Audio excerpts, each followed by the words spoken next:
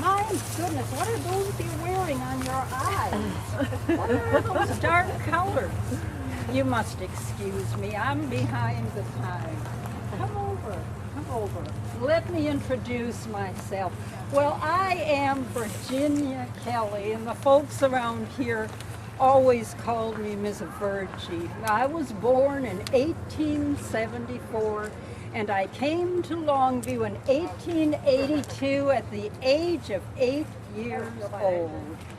I have called Longview my home for 64 years. But I want to show you my family is buried here, some of my family. My father, George A. Kelly, my mother, Lucy Ann, Margaret. I'm buried there, which is rather unusual for you. And Elizabeth Kelly, my beloved sister, is buried over there. Other members of our family are buried elsewhere. But let me tell you briefly about my father, George Addison Kelly.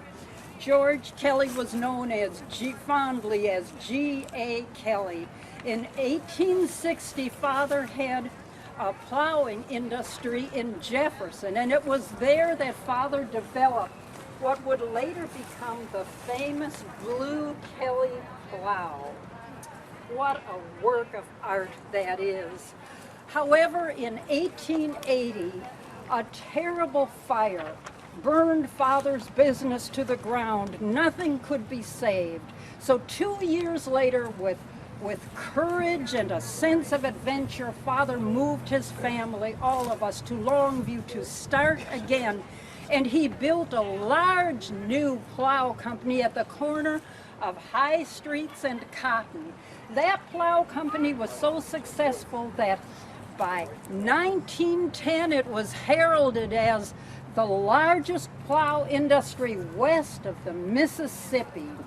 And my brothers George and LeGrand succeeded Father when he passed away in 1909. And they in turn were succeeded by their sons in 1940 it was. For 100 years, Kelly Plow Company and the famous Blue Kelly plow had served the needs of 5 generations of Texas farmers.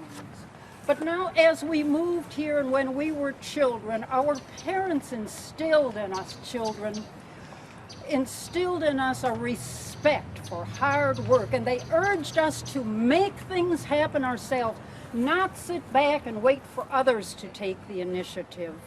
And when we were children, Father took us to the plow factory and taught us all of the inner workings of that factory, so that when we were adults, Father made us the board of directors.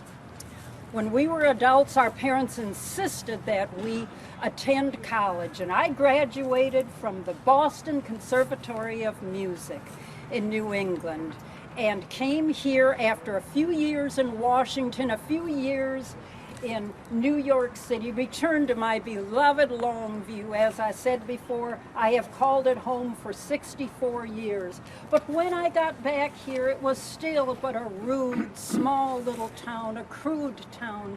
We needed organization, so I formed the women into the first ever Women's Chamber of Commerce, the first in the nation, a Women's Chamber of Commerce.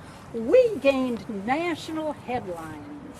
However, after a couple of years, we realized that we needed to localize our efforts and come home here to serve the people around us who were in great need.